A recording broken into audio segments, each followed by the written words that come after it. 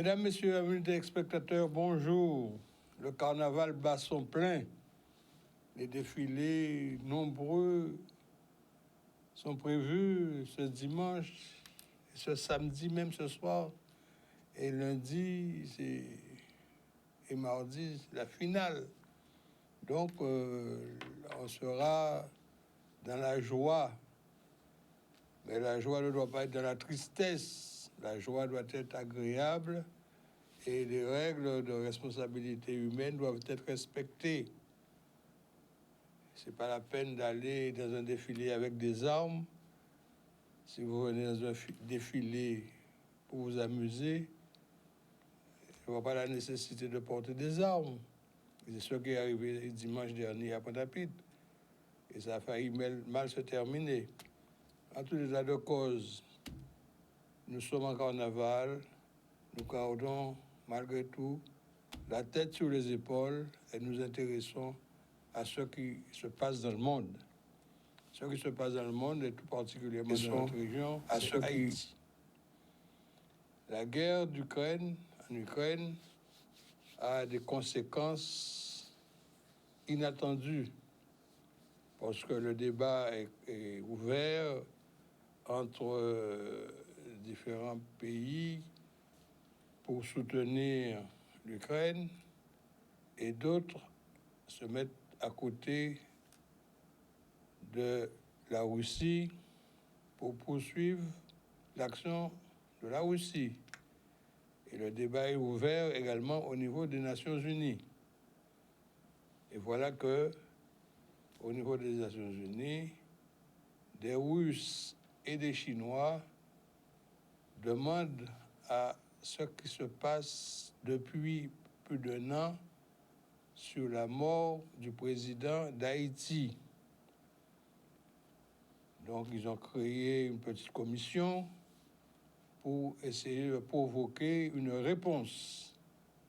Et cela a créé quand même une certaine gêne.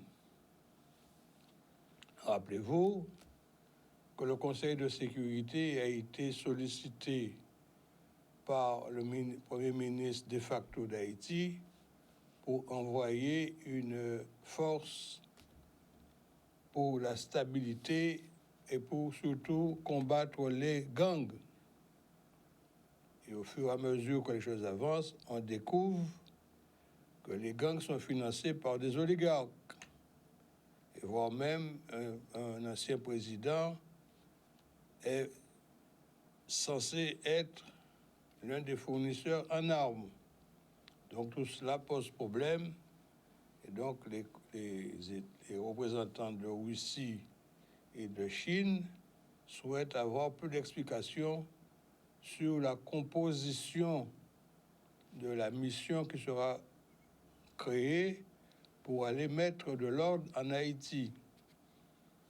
Et il y a une démarche qui a été faite en indiquant que, selon les différentes forces qui ont occupé Haïti pour le compte des Nations Unies, depuis de très nombreuses années, depuis que avant même que le président ne soit assassiné, il y avait depuis l'affaire Cédras, le général Cédras qui avait tenté tout au moins de renverser Aristide. L'ONU s'était emparé du dossier. Et c'est à cette occasion que j'ai été moi-même intégré dans des structures de l'ONU en mission en Haïti. Alors, selon les représentants russes et chinois, ils ne voient pas le résultat qui est fait depuis que l'ONU s'occupe de la situation haïtienne. Alors, ça a créé un certain émoi et des questions se sont posées. Il y a même quelqu'un qui a dit: est-ce que les États-Unis ne sont pas un peu responsables de la mort de Jovenel, en disant que Jovenel avait prévu d'ouvrir une ambassade de la Russie à Port-au-Prince. Et également, il était question de créer une ambassade de Turquie à Port-au-Prince également. Donc, ça pourrait être l'une des raisons qui ont provoqué ce coup d'État et ce meurtre, en quelque sorte, parce que, selon les investigations menées notamment par le FBI, il y a un complot qui a été ourdi par des oligarques, semble-t-il, parce qu'on n'a pas encore pu apporter toutes les preuves que cela réclame, et que la personnalité d'un Américain est en cause parce que c'est à partir d'une entreprise installée en Floride que les choses ont été mises en place. Et depuis 2-3 jours, il y a des enquêtes du FBI qui commencent à être mises sur le tapis. Et des gens commencent à être inquiétés. Il y a des mandats qui ont été lancés et les choses avancent. Les choses avancent brutalement, puisque depuis plus d'un an, il faut se rappeler que Jovenel Moïse a été assassiné à son domicile le 7 juillet 2021. Nous sommes pratiquement près de 2 ans là maintenant. Et que sur le plan judiciaire, rien n'aboutit parce qu'on nomme des juges pour instruire le dossier, ces juges donnent leur démission, on nomme d'autres personnes, on nomme même un commissaire du gouvernement qui avait demandé au Premier ministre de facto de venir lui amener quelques informations sur son comportement dans cette affaire. Et le Premier ministre n'a rien fait d'autre que de démettre le commissaire qu'il avait convoqué. Le commissaire du gouvernement, c'est le procureur en Haïti. Et le Premier ministre, au lieu d'aller répondre aux questions du procureur, a démis le procureur. Ensuite, le ministre de la Justice lui-même a été démis et remplacé par quelqu'un d'autre.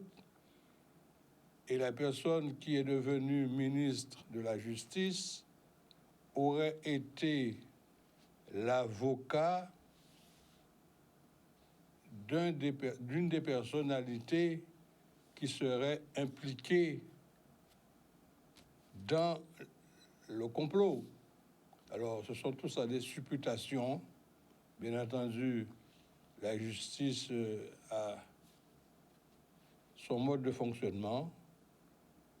Normalement, la justice est indépendante selon les constitutions, mais il y a des gens qui se sentent plus puissants que la justice et qui organisent, qui soudoient, qui corrompent, qui font plein de choses.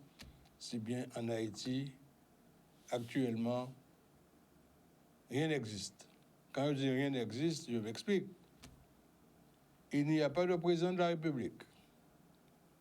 Il y a un Premier ministre nommé, mais pas installé. Il y a l'Assemblée nationale qui n'est pas élue. Il y a le Sénat qui a terminé son mandat depuis bientôt 1 an et qui n'a pas été renouvelé. Donc, l'autorité haïtienne n'existe pas. Alors, il y a un Premier ministre qui fonctionne comme, je ne sais pas moi, comme un gouverneur, je ne sais pas, mais il fonctionne et c'est lui qui prend les décisions, c'est lui qui mandate, c'est lui qui va représenter. Actuellement, il est au congrès du Comecom. Il est là, représentant Haïti, avec un ministre des Affaires étrangères, M. Généus. Et voilà. Mais quelle est l'autorité qui le supervise, qui le contrôle? Il n'y a pas d'autorité pour le contrôler. Donc, il est là comme un proconsul, disons. Alors, voilà ce qui se passe actuellement en Haïti. Et depuis que l'ONU a pris cette résolution qui demande à tous les États qui auraient des Haïtiens sur leur territoire en situation irrégulière de ne pas les expulser. C'est un groupe d'experts de l'ONU qui a mené une large enquête et j'ai apporté moi-même ma contribution dans cette enquête. Je suis guadeloupéen, mais je suis quand même français d'abord et je ne peux être représentant que de la France au niveau de l'ONU. Je suis accrédité auprès de l'ONU parce que je suis un expert, membre de l'Organisation internationale des experts, et à ce titre-là, je suis sollicité pour apporter ma contribution sur des problèmes qui concernent l'immigration notamment et l'économie. Donc c'est à ce titre-là que j'ai été sollicité pour donner mon avis sur la question des immigrés haïtiens. Et comme vous savez, il y a une forte communauté haïtienne en Guadeloupe. Et j'étais bien obligé de dire voilà ce que je sais. Et qu'effectivement, qu'il y a des expulsions qui se font parce que les gens sont en situation irrégulière. Il y a ceux qui n'ont jamais déposé de demande et qui se trouvent automatiquement mis en centre de rétention immédiatement. Il y a d'autres qui ont présenté une demande de titre de séjour qui est en instruction, qui n'a pas encore abouti. Ils sont contrôlés par la police aux frontières. Et évidemment, comme il n'y a plus de garde à vue depuis une loi prise par le président Sarkozy qui a fait reconnaître que l'immigration clandestine n'est pas un délit pénal, donc un immigré ne peut pas être mis en garde à vue parce qu'il est un immigré. S'il a commis une faute pénale, il ira en garde à vue. Mais il ne peut pas aller en garde à vue parce qu'il est immigré et qu'il est un délinquant certes, mais un délinquant pour une section non pénalisante. Et c'est la loi, c'est la Cour de cassation qui a pris une décision en ce sens. Et mais dorénavant, c'est pourquoi que quand un étranger, quel qu'il soit, haïtien ou autre, est arrêté, contrôlé par la police aux frontières, l'étranger ne va pas en garde à vue, mais il va en centre de rétention. On va le mettre en rétention pour examiner sa situation sur le territoire français. Et c'est comme ça que tout ça fait une espèce d'imbroglio et il nous faut porter une clarté dans ça. Il y a des enfants haïtiens qui naissent en Guadeloupe à un moment donné. Systématiquement, l'enfant qui était né devenait français, était français. Les modifications sont intervenues. Un enfant né en Guadeloupe de parents étrangers, quels qu'ils soient, peut devenir français qu'à partir de l'âge de 13 ans, à sa demande.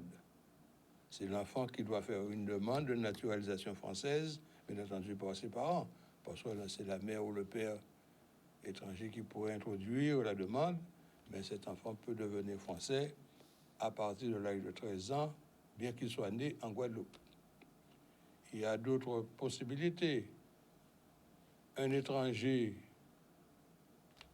vit avec une Française de leur cohabitation naît un enfant, le fait que l'une des parties est française, l'enfant est français. Il y a l'autre point de vue, c'est le mariage. Quand vous êtes marié, un étranger marié à un Français, l'étranger peut obtenir la nationalité française par déclaration sous certaines conditions, mais ça peut se faire. Et il y a le fait aussi qu'une étrangère qui arrive, un étranger, peu importe étranger ou étranger, arrive en Guadeloupe,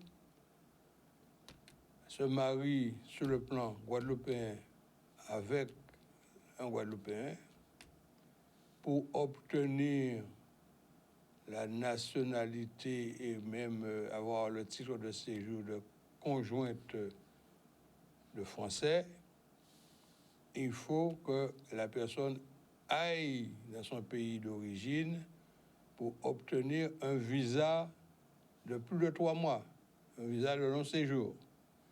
Et s'il obtient ce visa de long séjour, la préfecture établit évidemment un titre de séjour de conjoint de français.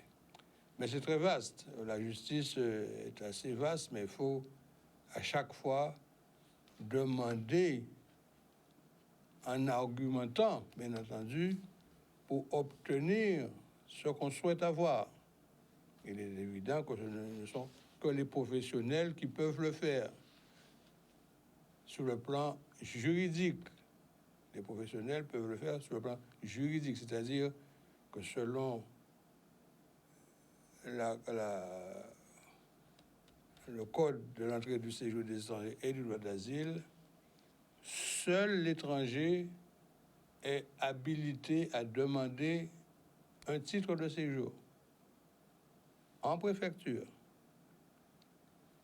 Et les techniciens du droit ne peuvent intervenir que lorsqu'il y a refus de la préfecture pour saisir le tribunal administratif. Soit l'étranger peut le faire de lui-même par écrit, ou alors il peut intervenir par le système de télé-recours. Donc les choses évoluent, comme je vous dis, parce que le premier texte qui a été mis en place pour le problème de l'immigration est une ordonnance de 1945. Et en 1945, qui était au pouvoir, c'était De Gaulle et son premier gouvernement. Donc, c'est là que ça se passe depuis 1945. Le premier texte est sorti et n'a jamais cessé d'être amélioré. Quand le gouvernement de droite est au pouvoir, c'est un petit peu très restreint. Quand le gouvernement de gauche arrive, c'est un petit peu plus souple. Mais les choses évoluent comme ça. Alors, tout cela pour vous dire que le dernier point qui a été mis en place, notamment par l'ONU pour les Haïtiens, spécifiquement pour les Haïtiens, il est demandé à tous les États qui auraient des Haïtiens sur leur territoire en situation irrégulière, même s'ils n'ont pas fait de déclaration, de demande de régularisation, ils ne peuvent plus être expulsés vers Haïti, étant donné la situation catastrophique de ce pays. Voilà, mesdames, messieurs, ce que je vais vous dire aujourd'hui. Je ne serai pas plus loin sur la question. Nous sommes en période de carnaval, comme je vous dis. Nous allons fêter. Et moi-même, j'ai des amis qui m'attendent là. Et je prends congé de vous. Et j'espère vous retrouver samedi prochain dans le cadre du Forum libéral, en bonne santé et en toute sérénité. Bon week-end à vous tous et à samedi prochain.